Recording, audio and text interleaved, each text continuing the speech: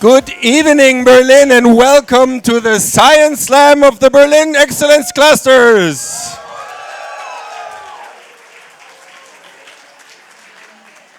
Hello, everybody. It's so good to see you again. After a year, I missed you.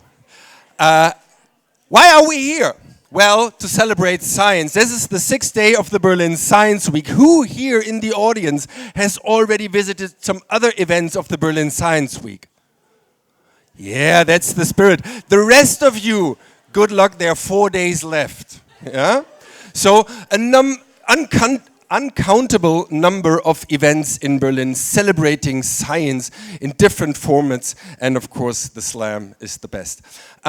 So what are we here for? We celebrate the young PhD students and young postdocs from all the 7 Berlin clusters of excellence. Now first let me tell you which clusters. In the alphabetical order. Contestations of the liberal script. Math Plus, Matters of Activity, Neurocure, Science of Intelligence, Temporal Communities, and Unifying Systems and Catalysis.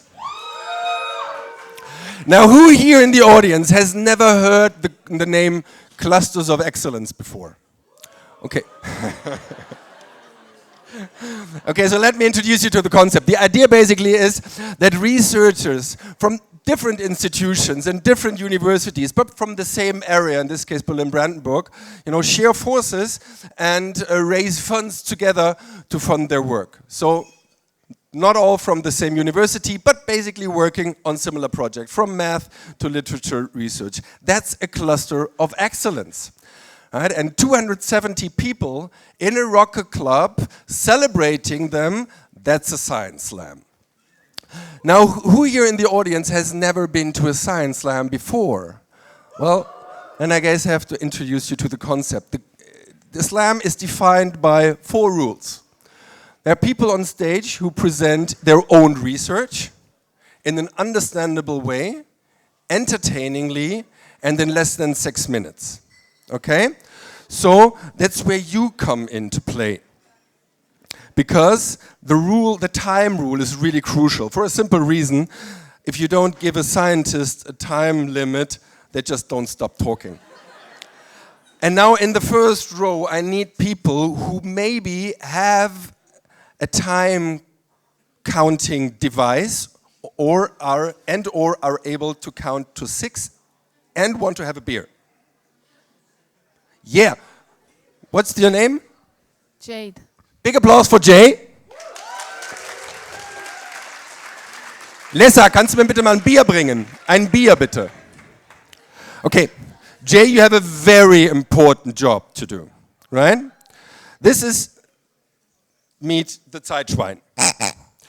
The Zeitschwein will tell the slammers, first of all, when 5 minutes are over, so that they know, oh God, I have to hurry up. Means whenever a slammer starts, you take time, and after 5 minutes, you give a little hint.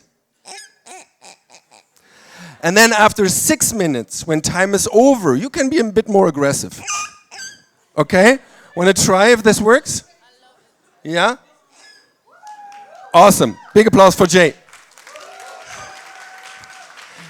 Now, in case Jay didn't reach to the slammers, or in case something went totally wrong and they keep on talking, then something weird will happen. That means that I will come on stage and slowly come closer.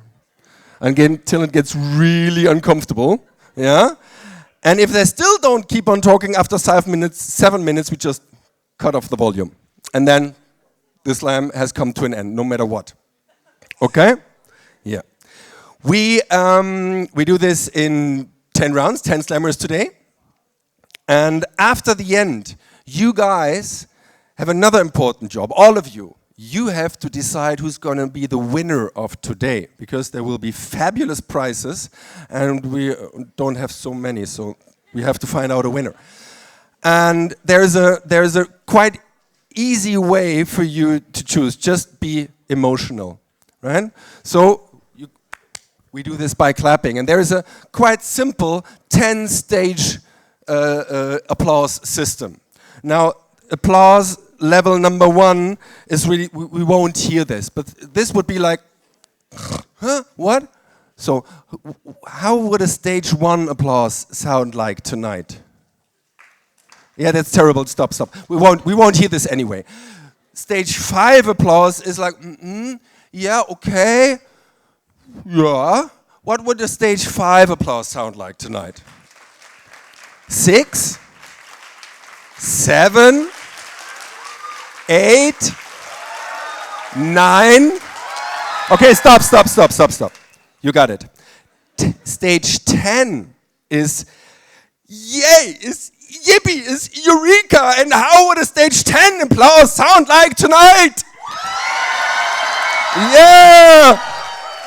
Exactly, you definitely got it. Now continue like that, because here are the slammers of tonight. Anushka Ghosh, Katarina Krivokucha, Laura Untner, Lesa Yurtseva, Marwa Zainalabdin, Raza Weber, Tamana Ahmad, Vito Mengers, Yang Fan Peng, and Yuna Kim.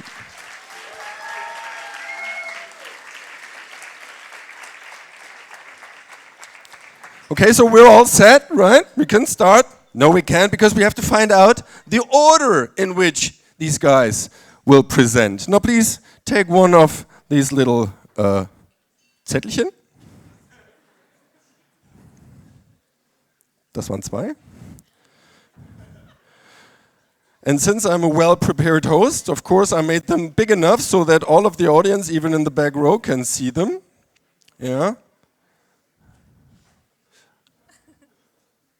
There we are. Und jetzt, show me the number. 7. Anushka is 7.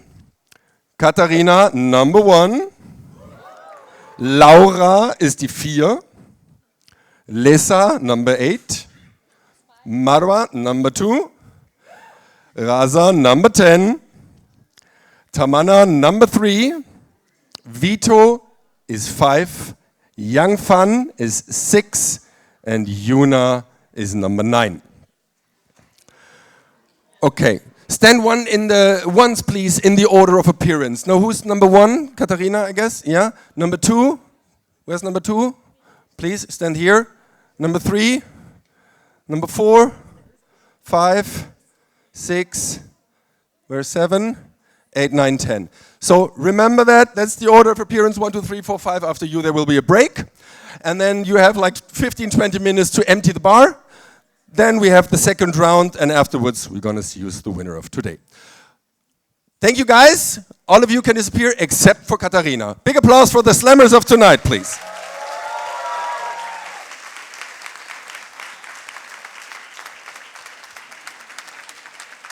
So, und jetzt, wer ist Katharina? Wer ist Katharina? Where is Katharina? Ready? Yeah? Okay, Katarina Krivokucha, right, is a mathematician doing her PhD at the Freie University, Berlin, with the Excellence Cluster Math Plus. She loves exploring patterns and structures, and after her talk, you may too. The title of her talk is We Got Everything Covered. And the 6 minutes are gone. The stage is yours. Big applause for Katarina Krivokucha.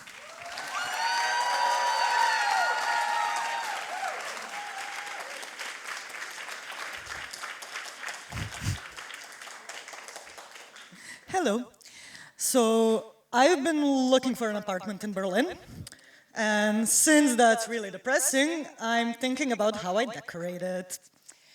I like patterns, as Johan said. So I like to have these little dots on my floor. And these will play a role now. This is my favorite carpet in the world, okay? And I want to take this carpet, and I have loads of them.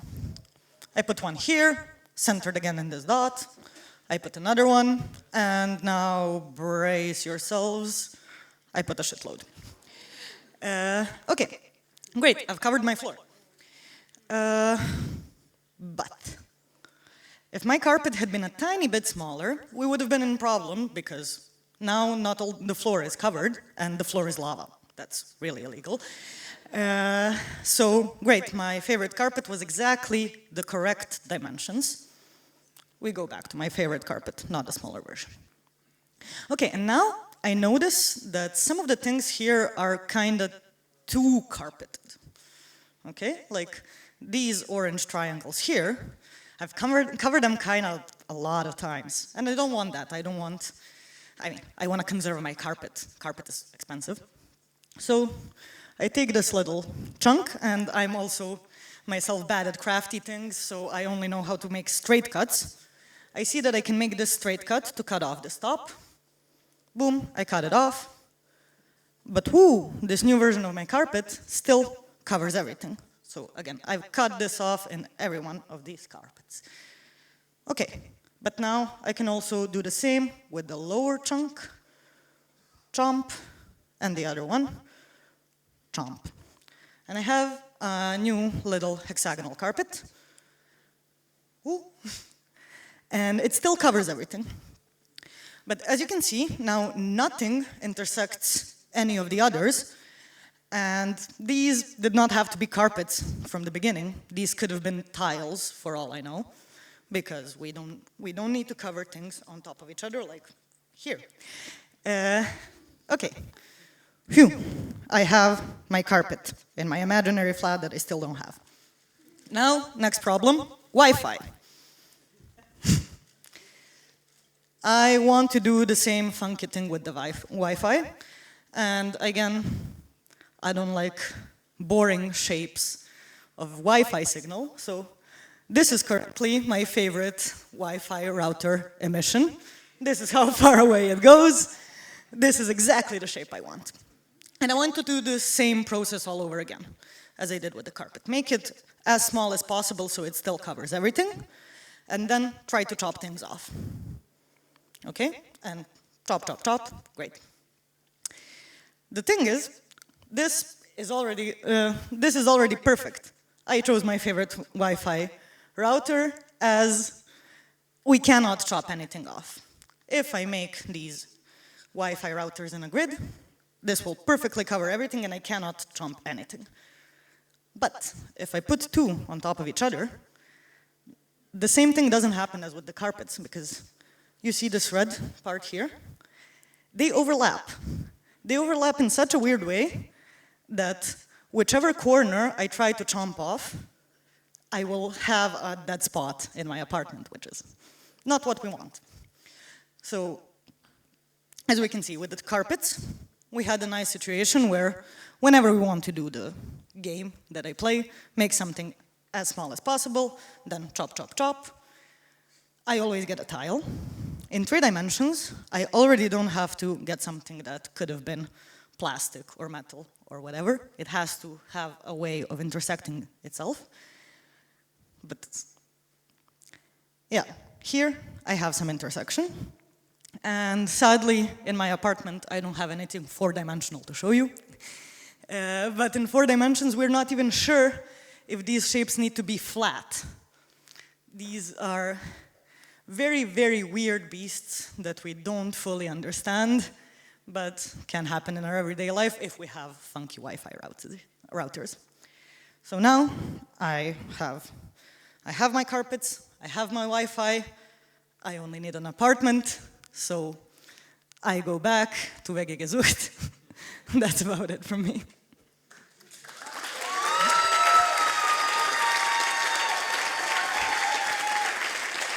Thanks.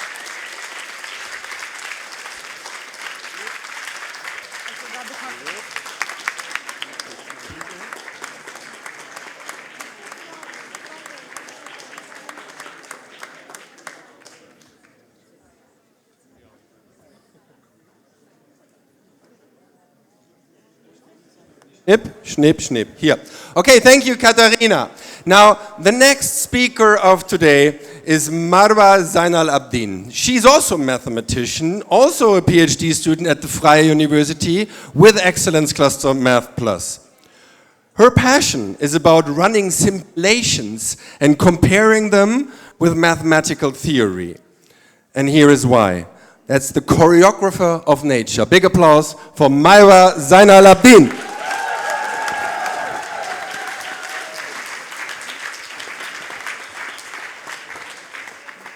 Hello everyone, I'm Marwa Zainal Abdin, and thanks God we're gonna get rid of mathematicians in the beginning of the slam.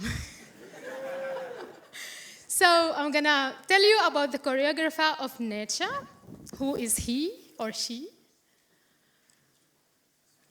Where is your next flight going? Did you book it? Well, just all in one voice. I'm going to? Exactly. So now, traveling time for flight has came. Please fasten your seat belt. Jet is about to take off. You are now 11 kilometers above the ground, sipping your 9 euros coffee, where suddenly, pump, your coffee is splashing. The wings are shaking around, and you are there feeling what? How did you feel?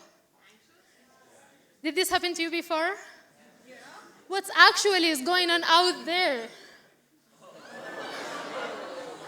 The captain is announcing turbulence. Few years ago, I would feel terrified. But since I am a third-year PhD, I would rather get excited now. Well, apart from my depression issues, I would get excited because I know that the airplane is dancing now. It's dancing with the clouds. The air molecules are just deciding to have a dance. They're not blamed. We all like some sort of a dance or the other. Who doesn't like to watch a perfect dance?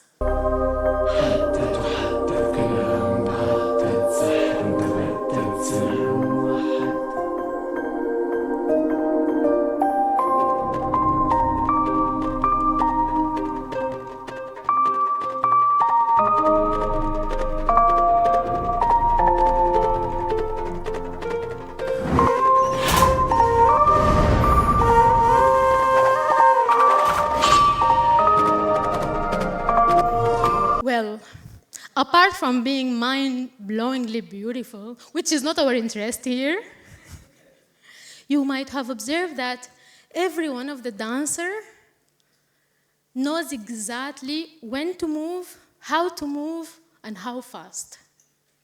Did you watch it? Were you watching? So that you have this rhythm among the choreographer. You have a choreography. Now I need imagination a bit. Imagine that you are not watching only 30 girls, but trillions of them in a space. Oh my God, that's heaven itself. And everyone is following exact steps, and there is a choreographer behind.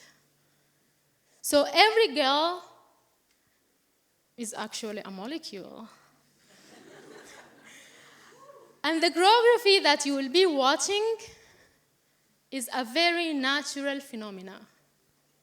Water flow. What you see here in water flow is an ultimate choreography of dancers synchronizing together. And who is the choreographer of this dance? Who designed it? Actually, mathematicians 200 years ago figured this out. Set of equations, of course, we are math. Wait, who on earth tattoos equations?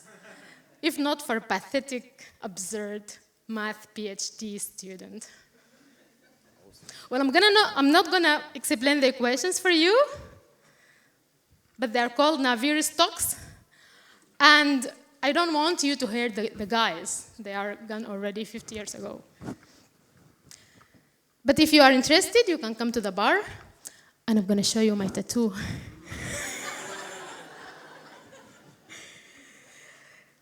Why did I tattoo them? Why did everyone tattoo them? It's because when you have solution for this, you will know how each and every molecule around the Earth will fly and how fast and with which pressure. Exciting. Do you know what that means? It means we will know how the water in the Pacific will move around from now and forever. Every single molecule of air and gas. We will predict everything forever. But bad news, equations are not solved. Actually, if you solve them, you got $1 million in cash and retire. This is not what I'm planning to do. But if the equations are not solved, how are we doing these things? I mean, we are flying and everything. And here comes the essence of our research. I am a very tiny piece of a moving wheel who are sitting on the computers the whole day. That's all what we do. And teaching the computers how to dance. This is all what we do. Now, various stocks are coding in the background, and we represent every year molecule with an arrow, and these arrows are dancing with a very nice rhythm, exactly like the girls. Different scenarios are happening. Whether the scenario is with the water, or the scenario is a gas, or your blood is beating. And this is all what we do. We are mimicking choreography. So welcome to the world of simulation. Thank you.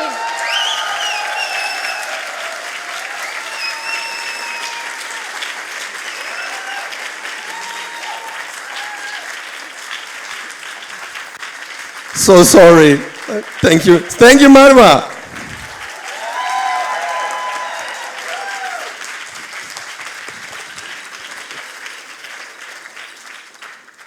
The third speaker of today is not a mathematician. She's a physical chemist, and she does her PhD at the Freie University with the Excellence Cluster Unifying Systems and Catalysis, or UniSysCat. She said she would have liked to become a photographer, but as a physical chemist, she's also taking photographs in a way, just in a bit different way. So please, with a warm welcome and applause, welcome Tamana Manju Aramat with her presentation, Vibral Spectroscopy, Watching Molecules Dance. Big applause.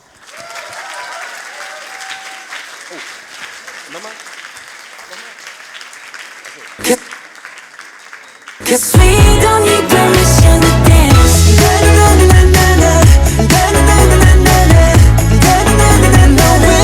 Come on, everybody, let's dance. Perfect.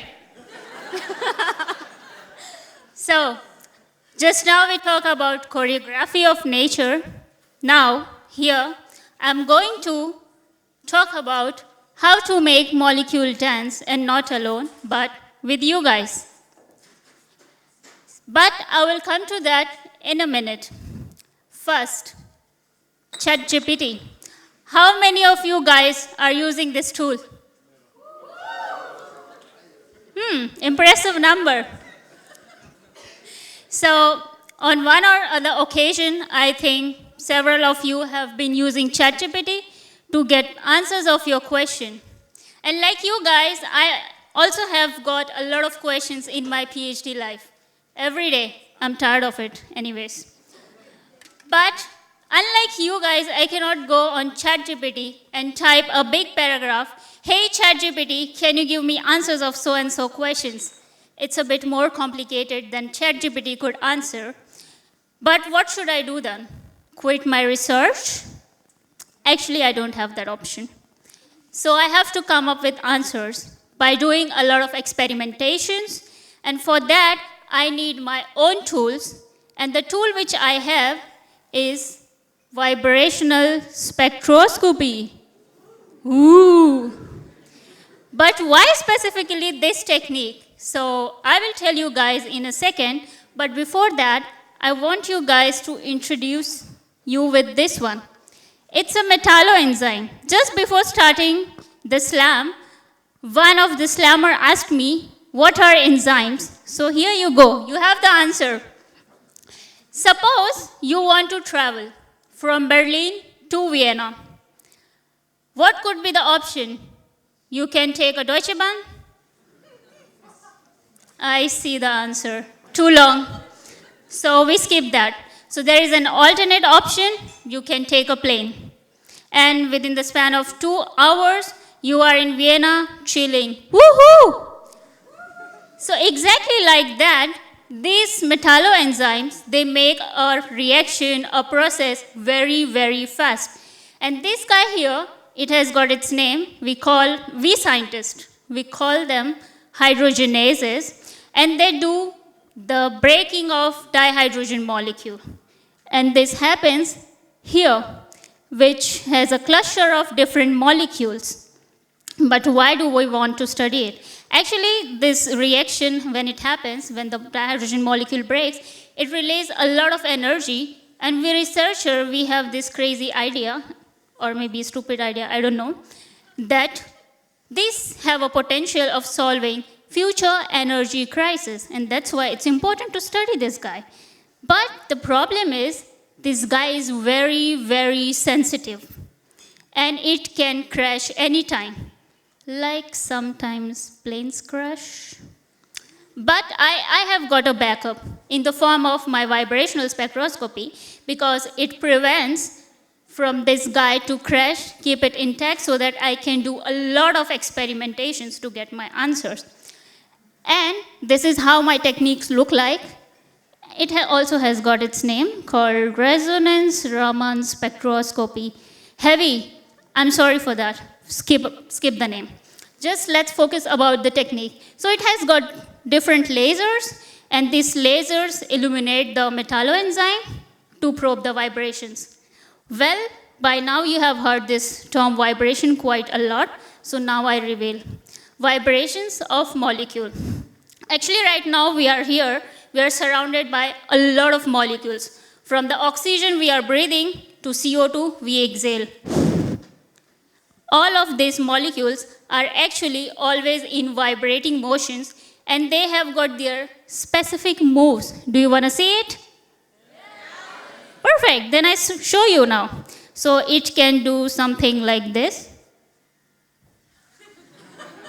Or something like this.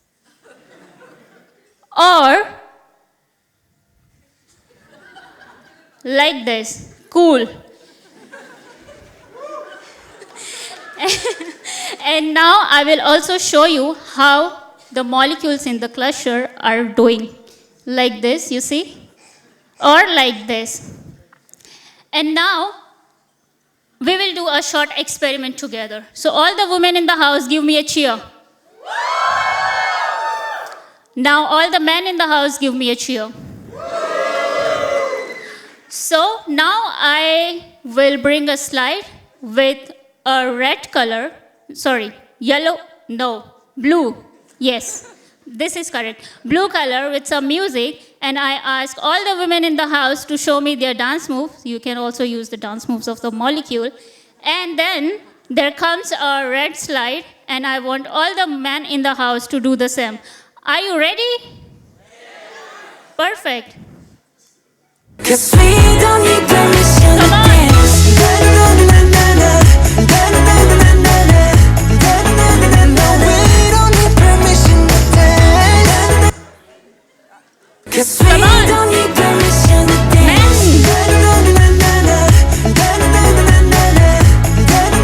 No, we don't need permission to dance. Perfect. And when you danced, actually, we recorded this and this. It's called spectrum. And all the signals here, they have got information about how the molecule is vibrating. And then I get to know how this molecule looks like and how it's doing the catalysis of dihydrogen breaking. And that was all about the science of making molecule dance. And now, let's dance together with the molecules around us. Come on. Don't need permission to dance. No, we don't need permission to dance. Thank you.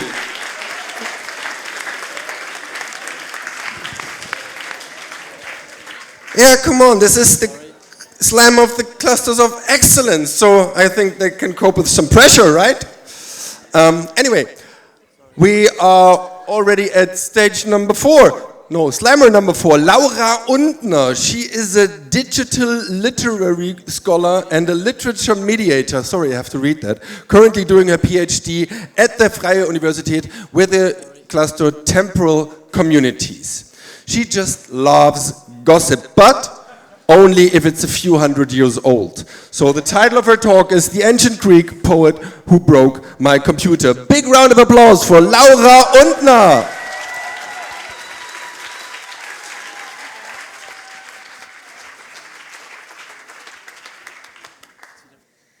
Hi. Yeah, maybe a quick question to begin with. Who here tends to overthink things? Raise your hand so I can see you. Yes, my people. Nice to meet you. I am one of you. Now, next question. Who here tends to overthink ancient Greek poetry? Yeah, I thought so, but that's why I'm here. I'm a digital literary scholar, which means I work somewhere between literature and computer science. And my mission is quite simple. I want to teach computers to understand literature so that we can capture, in a machine-readable way, how literary texts talk to each other. Because if we can teach them to follow how stories respond to each other, we might understand things about how they do that we didn't know before, and store that knowledge in a really sustainable way. And to do that, one day I thought, why not just make my computer overthink the topic like I do? And I did, and my computer did not appreciate it, which brings us to Sappho, my test subject. Sappho lived around 600 BCE. She wrote about love, heartbreak, longing, basically the Taylor Swift of antiquity. But most of her work is lost now. We only have fragments left, many just ending mid-sentence, like I want to say, and then silence. And yet she never disappeared. Writers kept bringing her back, quoting her, rewriting her, imagining her life again and again. In a way, literature never stopped talking about Sappho. And that's what I wanted to capture. How do literary texts about Sappho talk to each other and to Sappho's own work across centuries? You know, each author picks up a line, twists it, adds a comment, and passes it on. To me, that's basically gossip, just an older, nerdier version that probably never ends. And I needed my computer to understand this gossip so that it could capture the knowledge I wanted to explore. One example. In 1818, Austrian playwright Franz Grillparzer wrote a tragedy called Sappho. It's about the famous poet Sappho, who's adored by the world, except by the man she loves. He leaves her, she despairs, and she jumps off a cliff. Just 1 year later, in 1819, a writer named Adolf von Schaden published a play called The Modern Sappho. He took Grillparzer's tragedy and turned it into a parody. He used the same names, motives, and topics from Sappho's work, but twisted them to make fun of the play. So, in a way, Sappho inspired Grillparzer, but Schaden wrote a parody about his play, and Schaden probably read Sappho himself too. That's literary gossip in full action. So, I asked my computer, can you follow that trail for me? Can you find where authors quote or copy or twist each other? And the computer said, I am happy to assist you, but I will need data. So I gave it data. I marked in each text, this is a quote, this is a character, this is a motive, just 300 texts with those little markings. And this got me over 400,000 triples. That's over 400,000 tiny statements of literary gossip. And yeah, that's when my computer finally broke. And I'm not kidding, I really need a new computer because it's simply too much data to process. See, computers don't gossip like humans do. They gossip in triples. Subject, predicate, object. Like Sappho inspired Grillparzer. Grillparzer was parodied by Schaden. Each triple is a small fact, but put them together and you get a network, a machine-readable reconstruction of how literary texts talk to each other. But, of course, being an overthinker, I made it a little bit more complicated. And I used a model that doesn't even allow me to say the word text anymore. In fact, I added 4 extra layers to every text: work, expression, manifestation, and item. So instead of saying things like, this text quotes that text, I said things like, the expression of this work quotes the manifestation of that work in this item. It's like Russian dolls. It makes me happy because it's so precise, but it makes the computer cry because it has to add so much data going through the layers all the time. But it's powerful. The computer can now see on a very detailed level how literary texts talk to each other, from the simple idea identified by the work to the specific book you have at home, the item. Now, people sometimes ask, can't AI just do that? Well, no, not really. AI is great at guessing. If you give it, I want to say, it will finish the sentence, but it doesn't know where that line came from or who reused it 2,000 years later.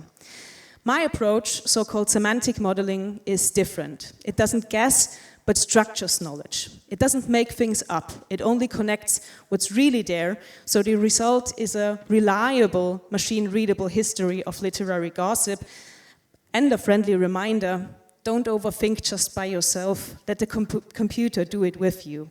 Thank you. Thank you.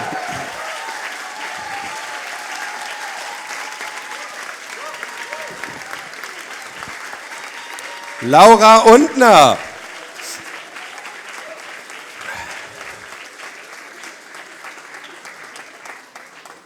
Okay, guys, it's already the last slam of the first half. And this role will be played by Vito Mengers.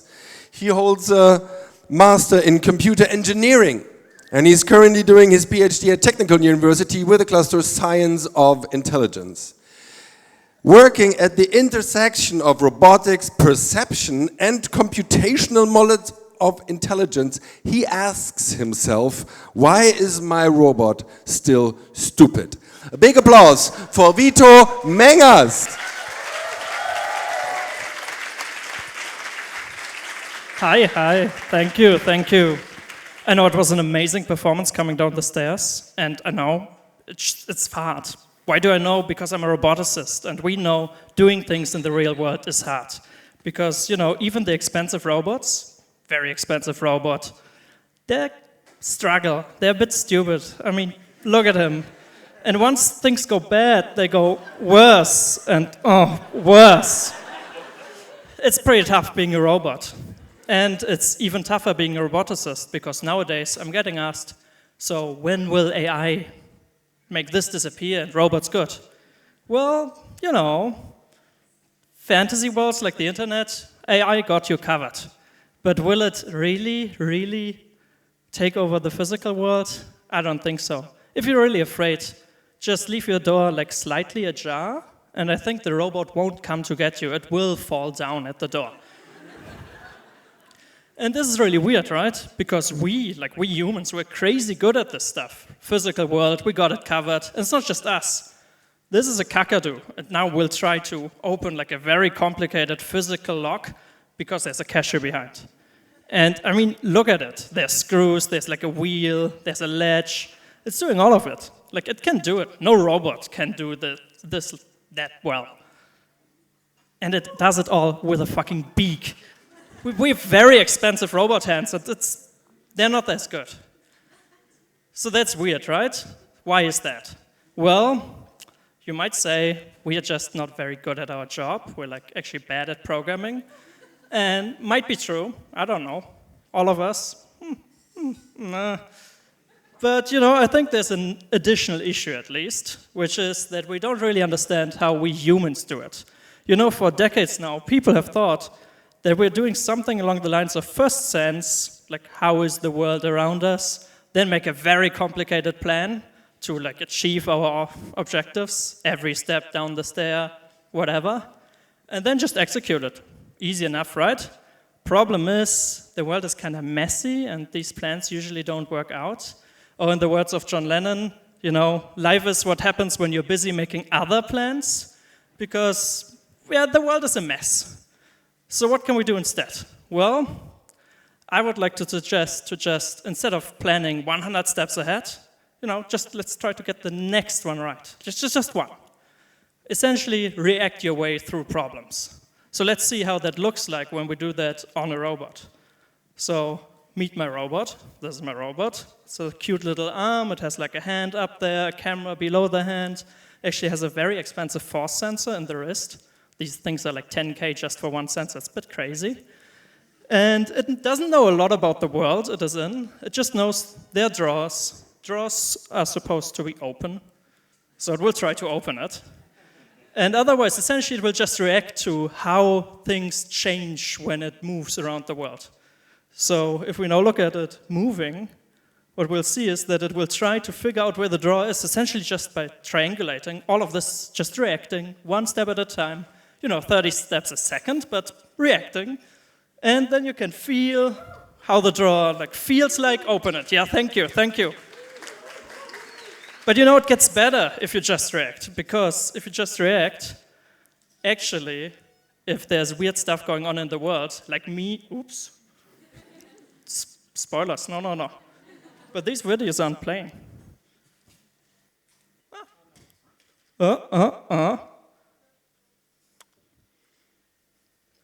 Well, let's react to that. So as you can see, when weird stuff happens in the world, like me coming up to the robot trying to make it fail, it actually can figure out how to resolve that issue. It just reacts to how the world actually is and how it actually develops. There's no plan.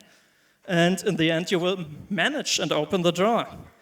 And you've now seen it already. This is not just, kind of nice. I think for us, it's a bit simple because we as humans are very good at this stuff. But for robots, Olympic level performance, you can win big awards with it. Just,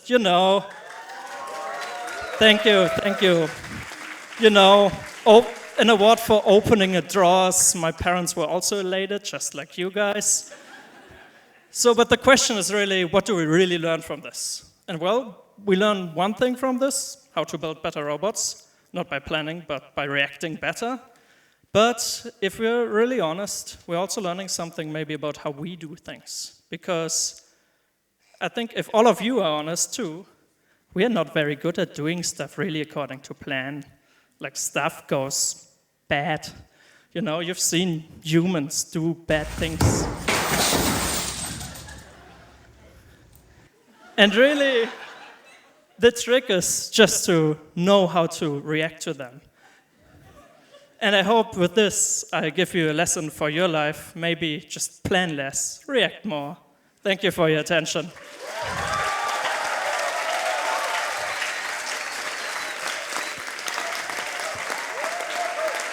Vito Mengers.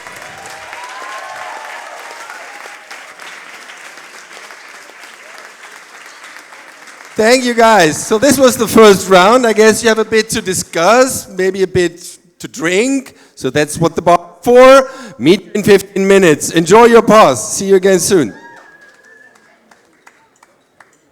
Hello, everybody. Hello, Berlin. Are you still there?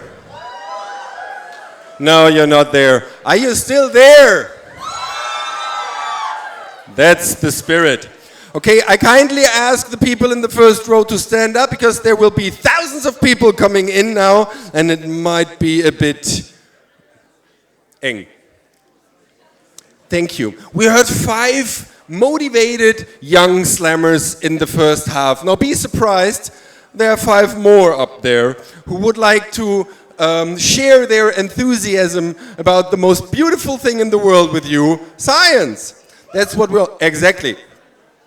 Now, the first speaker of the second half is Dr. Yang Fan Peng. He is a trained medic. Yeah, not yet. He's a trained medic with an MD in neurophysiology. And he leads the research group at the Neuroscience Research Center of the Charité, and he's affiliated with the Excellence Cluster Neurocure. He's so fascinated by synaptic microcircuits that he even thinks about it when playing football. That's why his title of his talk is Football Tactics in the Brain. Now, with a hysteric applause, is the time ready? Wonderful. With a hysteric applause, Yang Fan Peng.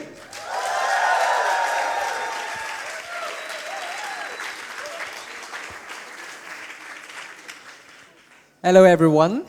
So I study how neuronal networks in the brain process information. And in order to tell that, I first have to introduce some very basic and fundamental principles of football. So, it's a sport where we have 11 players on the field that pass the ball to each other to score a goal. And the way they pass this ball and combine these passes, or tactics, greatly determines how well the team can perform. And this is basically how the brain works, more or less. So, what you can see here, what the brain does is it has many different brain regions. Each one has its specialized function. And here you see an area that can process language. And a lot of that processing actually takes part in the so-called cortical areas, or the most outer layer of the brain. And if we zoom further into it, you'll see a lot of densely packed cells, nerve cells, or how we call them, neurons. And these neurons communicate to each other, and they're connected via these structures which we call synapses. And so you can imagine a neuron's like a football player, and the passes they play to each other are these synapses, and they are connected through them. And just like with football tactics, actually the way the ball is passed around, or the neurons are connected to each other and communicate, greatly determines the way it can perform information as a network. So, most of these studies previously have focused on the cortex and connectivity in mouse brains, and not much is actually known on the human brain. So I set out to understand the football tactics of the brain of the human. So how do we actually measure connections in the brain? Let's go back to football. Now imagine you want to understand the tactics of your opponent. Now what you could do is you could actually sneak into their practice, and then you play the ball to one of their players, and then you observe to whom does he play the ball next. And then you do this repeatedly, quite often, and not only to one player, but maybe also to the other players. And then you try to take statistic and account for how frequently are the different pathways being played. And then you might get a rough idea on the tactics of that team. So basically that's what we did in the lab. Now, first we got human brain tissue from the surgical theater. This has to be removed due to medical reasons, and normally it's just been discarded, but thanks to the consent of the patients, we're able to use that for our scientific project. So we take a slide of a brain, put it under a microscope so we can see the different neurons. Then we can use these tiny micromanipulators, or tiny robot hands, to move a very small and fine glass pipette through the tissue to poke these neurons. So this is one neuron. And if we have poked it, this technique is called patch clamp, then we can record the electrical activity of each neuron and also stimulate it, as shown here. And we can then, just like in the undercover practice operation, get each of these neurons to be active or fire, and then see how do the other neurons respond to that. And because our setup allows us to record up to 10 neurons at the same time, we can really understand what the network structure of this network is like. And so what did we find? So first of all, imagine you're Toni Kroos. Now, if you have the ball, you play the ball to, so for those who don't know, it's a German midfield player, and you play that ball to Rüdiger in the defense. But he plays the ball back to you, and you play it back again, so it goes back and forth, and the commentator says, Kroos, Rüdiger, and so on. gets quite boring after a while. I mean, they might improve their accuracy in passing, but the game does not really leave their field, so it does not lead to much. Similarly, it has been previously described, this is a network structure of the mouse cortex, where different neurons are very reciprocally connected to each other, so they connect back and forth. And this helps to amplify always the same kind of information, but not much more complex stuff. Now imagine Toni Kroos, instead of playing back and forth, plays the ball forward to Gündogan, he then places to Havertz, he gives the ball to Musiala, and then he scores a goal, right? 2-0, that's a reenactment against Scotland last year. Now, basically very something similar we also found in the human cortex. So here you can see an actually experimentally recorded cluster of neurons, and this is how they're connected to each other. And you can see that the connections are very feed-forward. There are no reciprocal connections there. Now this really allows this neuron to be more independent from each other, and the whole network to store more information.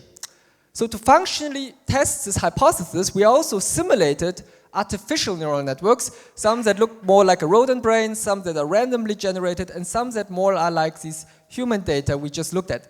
And in fact, we really saw that when we gave this AI network a speech recognition task, it's those feed-forward human-like networks that performed best. So taken together, our study could find specific distinct network principles in the human cortex, and we also have shown that these allow a much better computation. And maybe, who knows, one thing, these feed-forward network structures, very interesting that they are also observed and used in nowadays modern AI networks. And who knows, maybe one day our national team has to play against the FIFA AI team. So thank you all for your attention. Yang Fan Peng, thank you. Danke.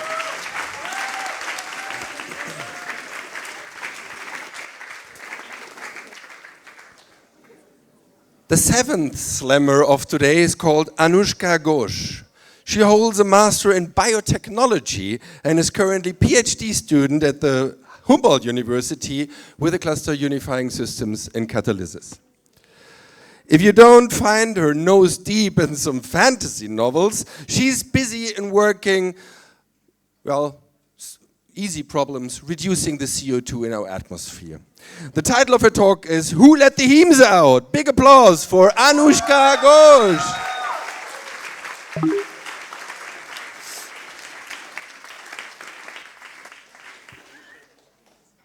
Hello everybody, my name is Anushka and today I'm going to talk about puppies.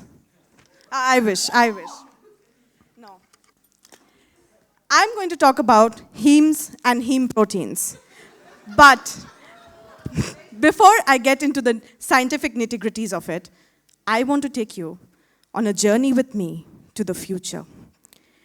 The year is 2100. Little Thomas has to go to school. He gets up in the morning and sees the sun streaming through his windows. He looks at the watch. It's 6 a.m. in the morning, and it's already 6 degrees outside. Thomas sighs to himself, puts on his protective suit, and gets ready to go to school. Does it sound a bit like science fiction? The truth is, unless we do something about it, it is not going to be science fiction. Now, that was a heavy story. So, collectively, everyone, I want everybody to take a deep breath. Yes. That breath that you just took carried in oxygen through your bloodstream, and it was carried by these little guys called red blood cells.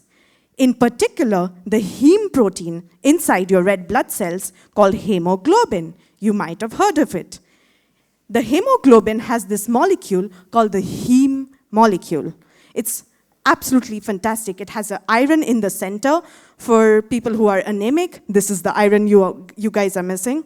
Okay. So this iron in the center, it not just carries gases, it can also change gases and break them down to be something else, which is what I wanted to do. I work with another heme protein, not hemoglobin, right? And this guy I can make in bacteria, which makes it very cheap and easy to produce in large quantities. And I can also produce it in the presence of oxygen, which you'll have to trust me on this is a big deal for the kind of reactions we want it to do. On top of all that, it's also really big and strong and super stable. So the goal with this is to make it do CO2 reduction.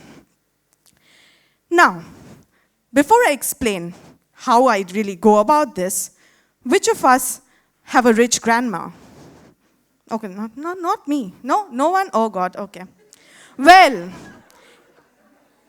imagine you have a rich grandma, and a rich grandma gave you this house, okay? The house is really beautiful. From outside, the surroundings are so pretty, the walls are really nice. But once you go inside, the furniture is kind of old, the curtains are backdated, the house kind of smells, you know. But what you can do to the house is you can renovate it. Renovate it to suit your needs, which is, of course, to throw a party, right? This is exactly what I do also with my protein and with my project. I have this heme protein, which, like I said, has the iron heme in the center. But there are other hemes which have different other metals in the center. For example, copper, nickel, cobalt, zinc, magnesium, manganese, right? And these are the different other hemes with different metals that I introduce inside my protein. Now, I can't just do that and expect it to work, right? I also have to see how did it work, right? For that, what I do is, and I also cannot trust my protein, like, yeah, I know you changed. Okay, right, like you said the last time. So what I do instead is I force them to become protein crystals. You heard that right. Just like salt crystals, sugar crystals, proteins can also form crystals. Yay!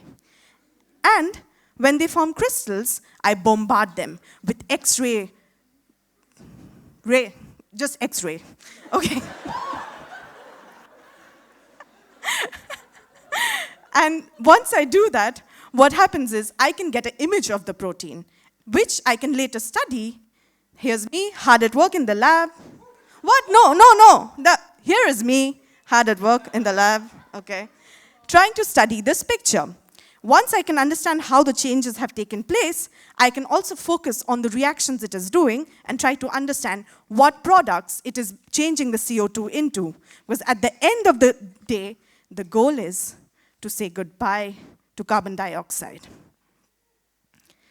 The reason I do this research, the reason so many of us do similar research, is because we all have this one big picture to look forward to. A day when Thomas can take off his suit and breathe in peace. Thank you for your attention. Anushka Ghosh.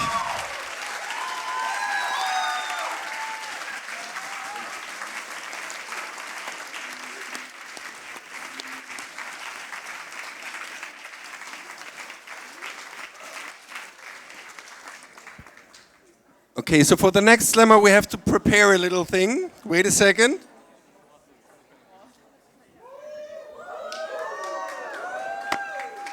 Anfassen oder wo machen wir das?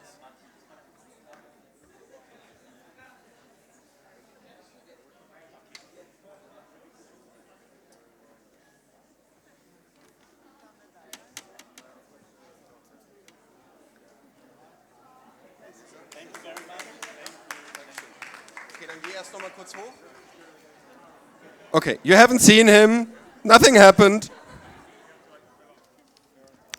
The next slammer is called Lesa Jurtsever. He holds a master in history and musicology and music training or something like that. And he's now doing his doctorate with the cluster Contestations of the Liberal Script, or just scripts. He says music and academia have always gone hand in hand in his life. Now let's hear more about that. Do, re, mi, fa, sol, how to compose liberal music. Lesa Jurtsever.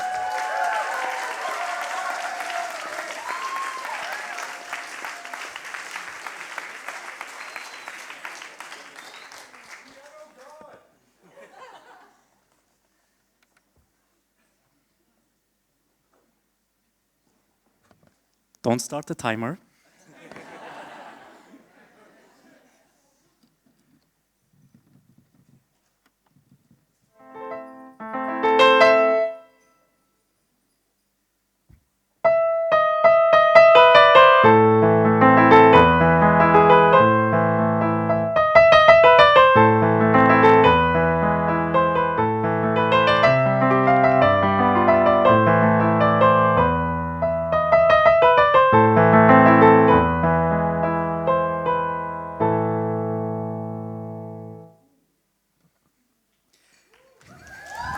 Thank you. So, as a pianist, I performed on several stages. And I remember one time an elderly German gentleman, I think like 80 years old, approached me and said something I will never forget. He said, "That was such a nice concert, but I didn't expect someone with dark hair and a thick beard to play Beethoven." And I was like, "Come on, dude. What did you expect? Belly dancing? Me riding a camel? Oriental music? Tarkan's Kiss Kiss?" So tonight I want to test a bigger idea, which is also the key question of my PhD project. Can music change how we see a person? Can music change how we see a larger audience? Or can music change how we see a nation state? In my PhD project, I'm looking at Turkish composers going to the United States and presenting Turkey as a modern and liberal nation. And what I found out is that they use different kinds of musical genres to present Turkey in different kinds of fashion. And tonight I'm going to look at avant-garde music and liberalism. But just a quick historical background. After World War II, Turkey wanted to join the new liberal world order with the US as a key ally. It joined NATO, it joined the United Nations, and Turkey joined even the Korean War in 1950. And the US saw Turkey's geopolitical potential against the Soviet Union. So both governments wanted to improve relations, but there was one catch. US audiences still thought of Turkey as a mystical place far away with hook-nosed barbarians possessing harems. And they thought Turkish music would sound like this.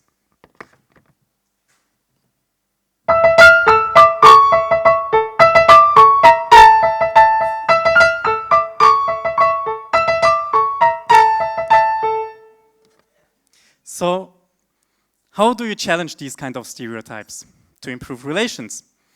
Well, Turkish composers worked together with the Rockefeller Foundation.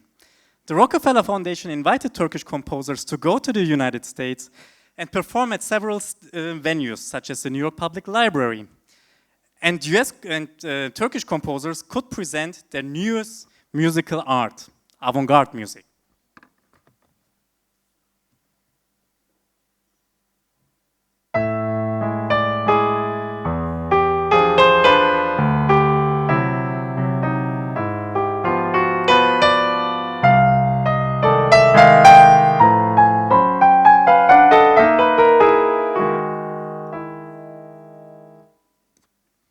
I know, it doesn't seem pretty. But actually, that's the core idea. It doesn't want to be pretty, and it doesn't want to tell you a heroic story. It doesn't want to tell you a love story. It doesn't want to please you. It doesn't want to evoke emotions. It wants to be liberal. But what does that mean, liberal music? I will share with you 3 key ideas of liberal music, and maybe those of you who are composers or musicians can take this as a short guide to compose this kind of music. So first, liberate the music. What does that mean? Forget about old musical habits. The rhythm goes on vacation, melody doesn't text back, your ears do Pilates, and your face discovers muscles it didn't know before. Second, challenge your listeners. See them as individuals, self-determined individuals, not as masses. Address them and provoke them. Do not try to please them, but challenge them. And third, talk to your audience. Ask them what they think about your music. What is their reaction? Did they have any stereotypes or not? And in the case of my Turkish composers, they had a clear message. Forget about the harem postcard. Meet the new Turkish liberal elite and embrace Turkey as a modern state. Now you might ask, did it work? Did it work? Did they change perceptions? Yes and no. So people listening to this kind of music are maybe elites, intellectuals, but not the masses. So maybe someone heard these Turkish composers and told their friends or their family members about the Turk composing the newest innovation in classical music. And what about our guy from the beginning, the German gentleman? I don't know if I changed any of his stereotypes. But what matters is that he met someone who played something that he couldn't know can coexist. And this is where change begins. Thank you very much.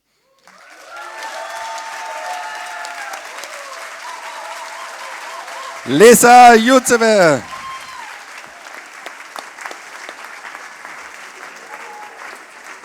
Okay. And now I would kindly ask all my slabbers to come down on stage. In the order of appearance, Katarina Krivokucha. Number 2 was Marwa Zainal Abdin.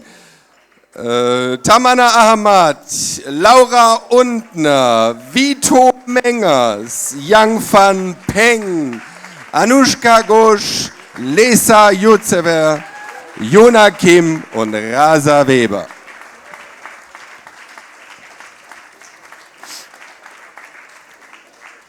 Now, who here in the audience is old enough to remember the German TV show Herzblatt? You know who Susi was? Yeah? Anyway, maybe that's the wrong joke. I'm too old. Sorry. Since the first talk may be a bit long ago for your brains at a later stage of that evening, I try to recapitulate this, the content in one sentence. And I will ask the slammers to go one step before, and when I say who will be the slammer, or do you think this will be the slammer of tonight, and then I made this, and then you clap as crazy as possible. Remember the 1 to 10 stage system? What a 10 stage was like? 10 stage? Exactly. So, remember, think that Katarina Krivokucha getting Wi-Fi signals in her apartment using carpets would be the winner of today, then please applaud now.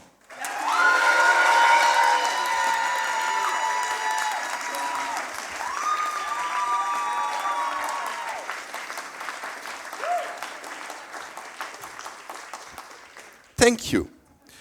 Or do you think that Marwa Zainal Abdin, dancing with clouds, men, women, and fluids, and all molecules in the universe, should be the winner of the day? Then please applaud now.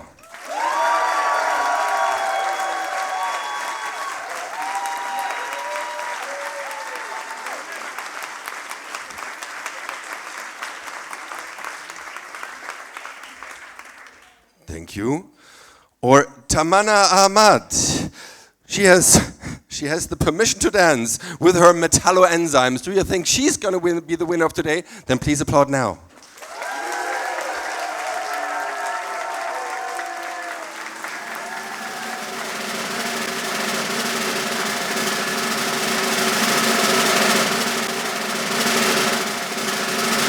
Thank you. Or do you think that Clemens at the technical board in the back doing the technology for us today should be the winner of today? Then please go crazy now.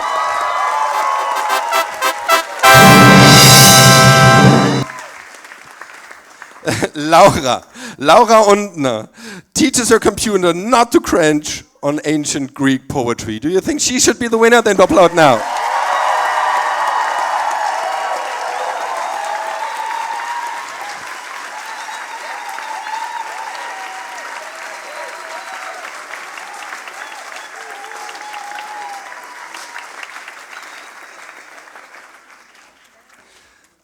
Nummer 5, wer war Nummer 5? Vito Mengers. He reacts his way through the problem of opening drawers. Do you think he should win? Then please go crazy now.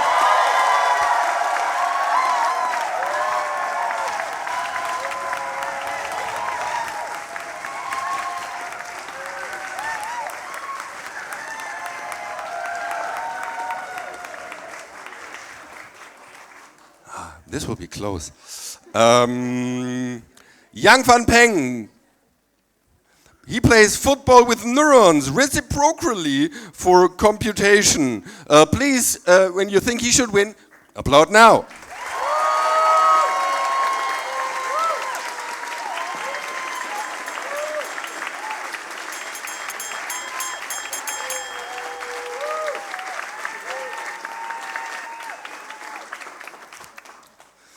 Thank you. 777. Anushka Ghosh. She lets the hymns out to reduce the CO2.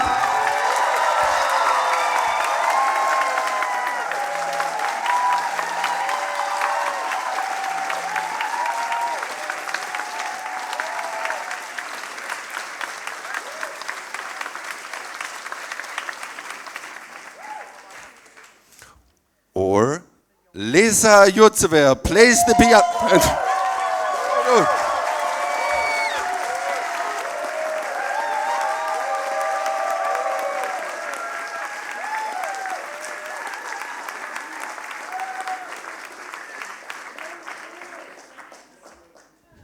You need to let me finish my sentence. Yuna Kim, not now. You can step forward, but not them. She studies Hamburg on many levels to give life and doesn't make sense to care for each other. Anyway, you think she should win? Applaud now.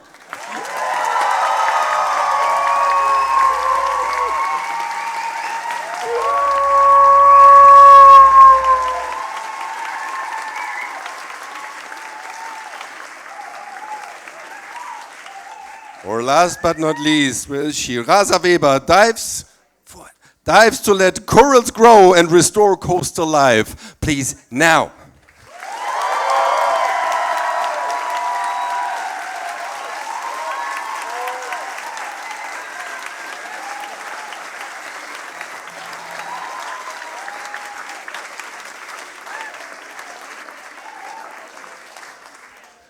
Okay, wait a second. I sent the data to the computer.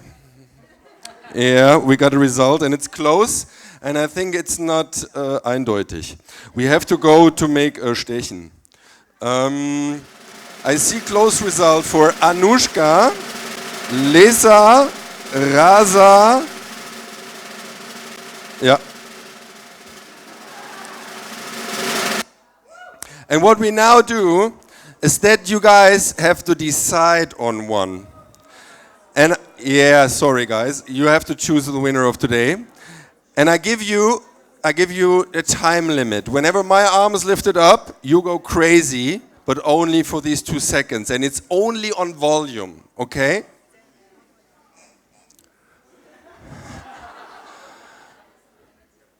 Anushka? Stop! Guys, only when my arm is up. Lisa?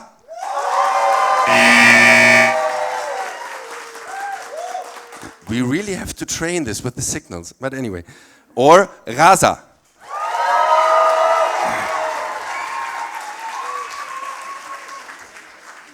I'm not so sure here. Let's do this again. Rasa?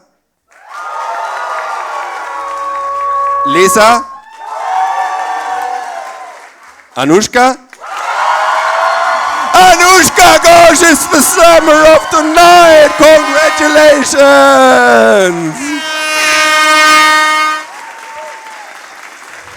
And of course, we will not let the people go home without a big thank you to everybody who worked in here. A big applause for Lucas on the board, for Clemens who did the technical, Eric and Henning for the camera, all the slammers tonight, of course, for you for being here, and for the Roadrunners Paradise to be the greatest club in the world. One last word before I give them the presents. I would like to announce one more show, just one. I said there were 4 more days on the Science Slam, yeah, on the Brain Awareness Week. No, that's in March. Berlin Science Week, goodness.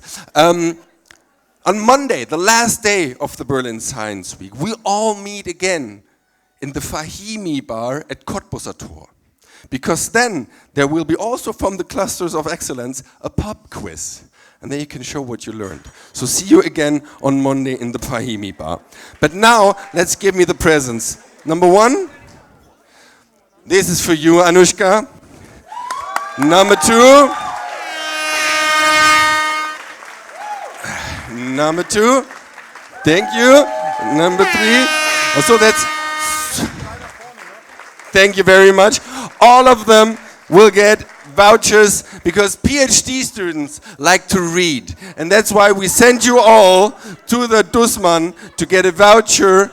And you'll all get, apart from the free beers tonight, some more giveaways from the Excellence Clusters. Now go crazy for the Slammers. Stay here, drink more, talk to them, ask them out, and enjoy the rest of the evening. Thank you very much. See you on Monday. Thank you.